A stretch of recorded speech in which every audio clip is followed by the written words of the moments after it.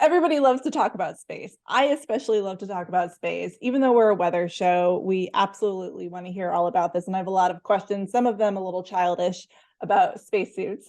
But let's start with the new moon suit that you guys just released and tell me about it and how it's different from, say, the last round of suits that were worn on the moon.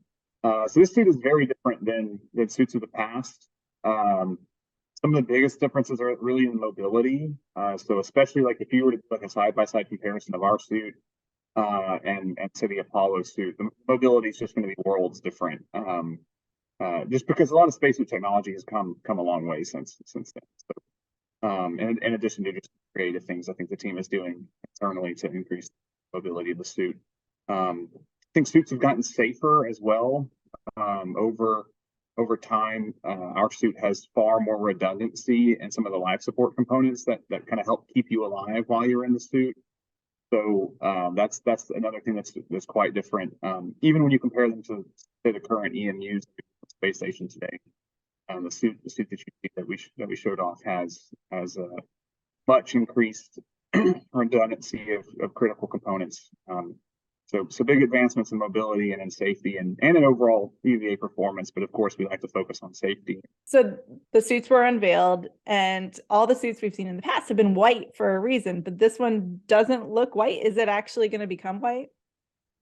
Yeah, good question. It will be white. So when we put these suits on the moon, all the suits that walk on the moon will be white, at least when they step off the spacecraft. As soon as we hit the lunar surface, right, we'll have some dust and they'll turn gray probably in short time. But yes, they will be white. The black and orange and blue version that we've released publicly so far is one of our cover layers that protects the suit during ground testing and training. So we don't use the flight installation or the same materials that we'll use on the moon for a lot of our ground tests. For some of them we do, but not for a lot of them. So it will be white when it's on the moon. I'm guessing this one is a lot more lightweight than some of the Yes. older models, but how much does it weigh? Yeah, great question. So it's a couple hundred pounds, but it is much less than the current suits of today. So suits in general are heavy overall. Of course, when you're floating like on the International Space Station, it doesn't matter quite as much.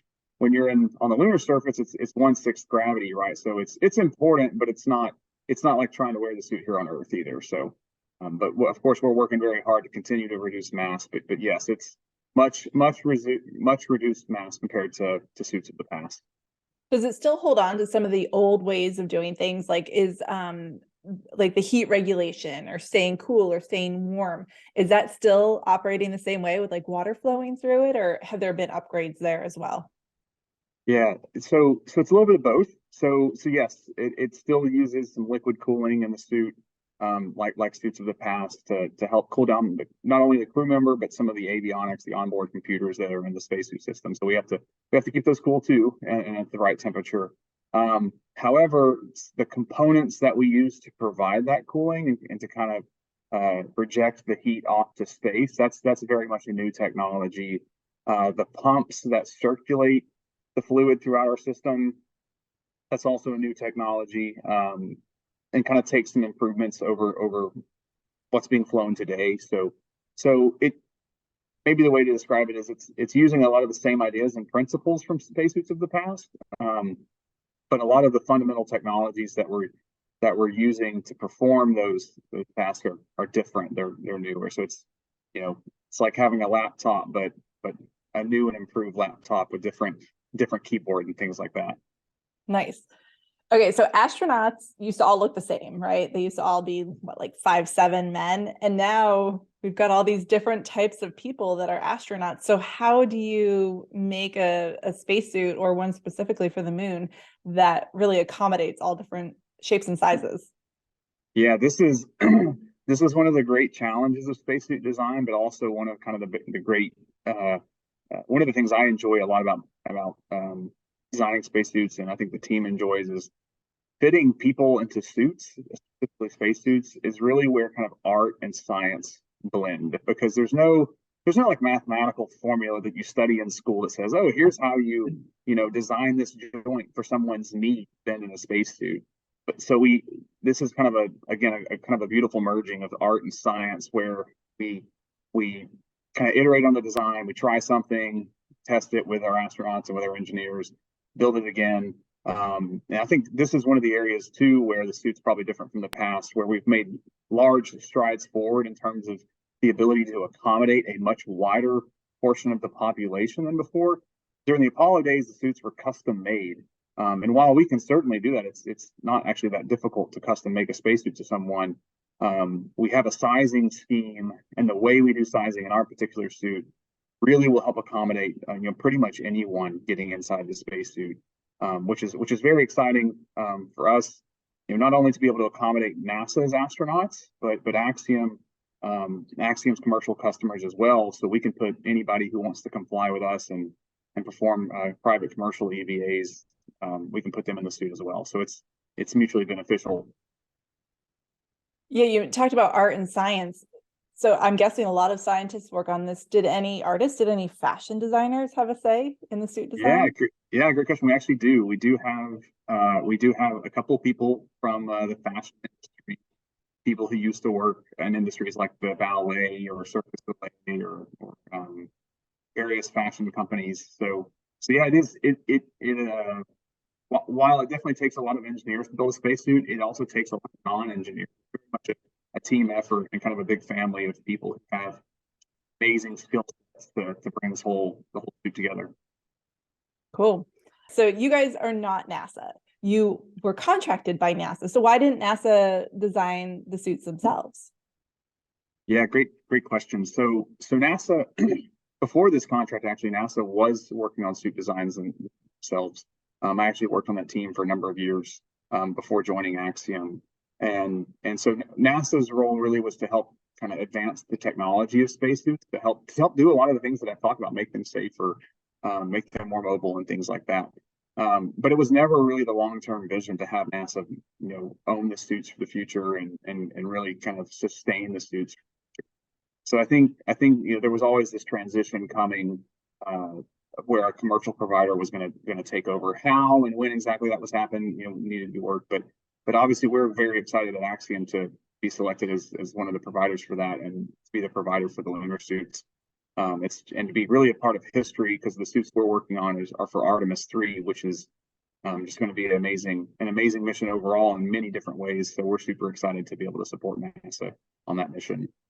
All right, going back to the specifics here of the suit itself and the different types of people, there are women in the plan for the next trip to the moon. Do you have to do something differently for a female spacesuit versus a male spacesuit? Yeah, good question. To be honest, we don't actually have to do that much different. What it really comes down to is just fitting the person inside the suit. So part of that process is taking a variety of measurements, almost like you would go to get fit for, a suit or a dress or something else at a high-end clothing retailer. We do a lot of the same measurements, and then we adjust the design of the suit in a variety of ways to tailor it for that person. So there are some tweaks here or there that we might make for women in the suits, but in large part, it's really a suit for everybody, and we can adjust it for whoever wants to get in. All right, everybody wants to know about peeing in a spacesuit yes, and how that works. Can you give me the down dirty, all the info on that? Yeah, I don't think I've ever spoken about spacesuits without being asked this question. I think literally every time I've done this, somebody asks, and it's a good question. Like, it's a very small volume. You're in there by yourself. How does that work?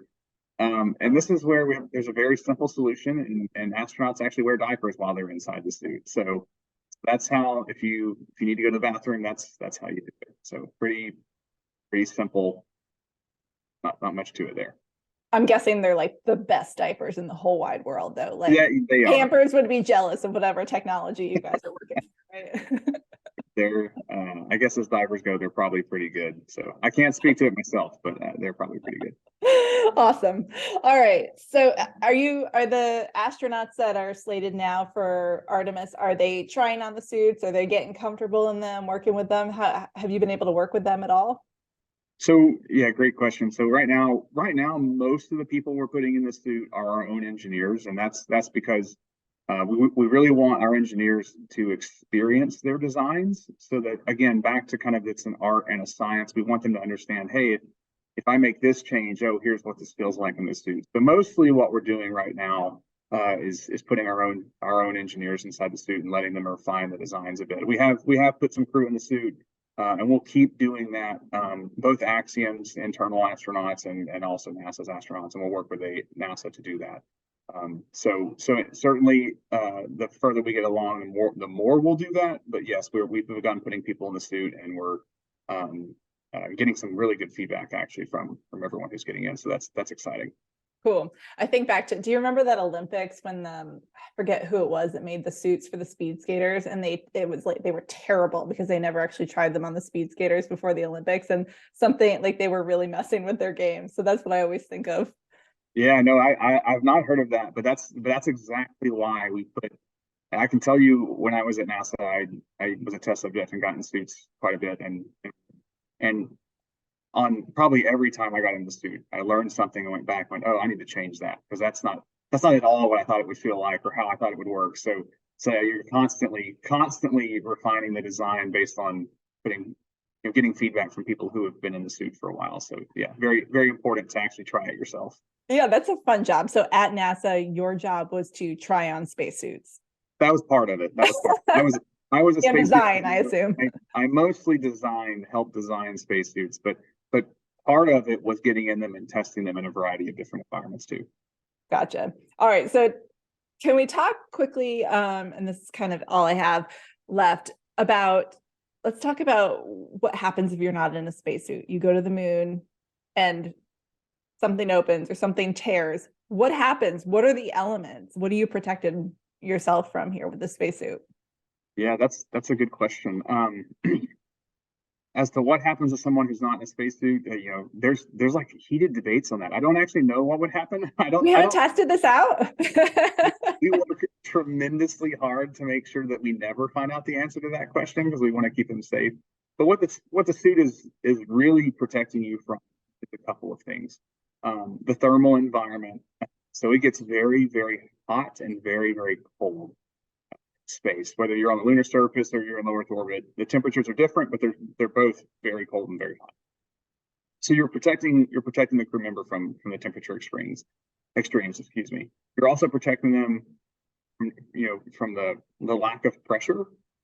So one of the main reasons you need a spacesuit is because we need to actually pressurize the suit and provide air pressure around the body. So just like if you were to, let's say, try to go climb Mount Everest, but you had done no training and you did no acclimatization to the altitude, you'd have a really hard time doing that. You probably wouldn't make it. Similarly, the suit helps provide the pressure you need to stay safe, just the way our bodies work. And so it's giving you oxygen to breathe. It's also protecting you from, so like on the lunar surface, the regolith and the lunar dust is actually very sharp. So because there's no atmosphere and it's been there for a long time, and there's kind of no wind or running water to do things like smooth over the rocks like happens here on Earth. So if you go to some stream or creek and you pick up a rock that's been in the creek, it's probably rounded. That doesn't happen on the moon. All of the lunar dust is very, very sharp. So the outer layer of the suit is actually protecting you from cuts and abrasions and things like that. So it's really kind of encompassing, all in one. Is protecting you from the environment that you're in, which has a lot of different things we have to protect against. So flying in space is very hard, and going to the moon is very hard, but we're doing our best to make sure we do it safely. So jury's still out if your eyeballs are going to pop out of your head if you open yeah up. yeah We'll never know. I don't know. Yeah, I hope I never find out. So. All right, this is the moon. We're talking about going beyond the moon, though. Looking ahead to Mars, how would a spacesuit have to be different from Mars? And are you guys part of that process too? Yeah, great question. So we're not actively working anything for Mars as of this moment today. The Martian environment is a little bit different than, say, the moon or low Earth orbit. One of the biggest differences is there is an atmosphere there. It's not as as dense as the one here on Earth, but there actually is wind and things like that. So the thermal environment's a little bit different. You have to deal with wind and dust, and so that changes some things. We also have to pay attention to some of the chemicals that we would encounter kind of in the atmosphere and on the surface, and how the materials that we would encounter on Mars would react with the suit and different components of the suit. So definitely some forward work needs to be done to make a Martian spacesuit. But the good news is the architecture that we've kind of adopted and put together here at Axiom actually kind of leans that way. The suit design that we have at this moment wouldn't go there, but with a few changes, we could probably get pretty close to something for that. So, yeah, a little bit more tailoring for that. Yeah, next big step. Last question, I promise.